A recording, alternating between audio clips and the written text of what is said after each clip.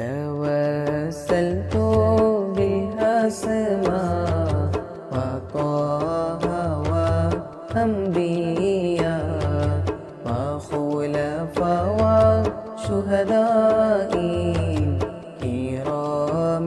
إلهيا وأهل البقيع والمعلى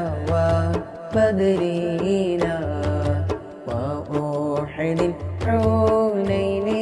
الخندق ثم أصفيا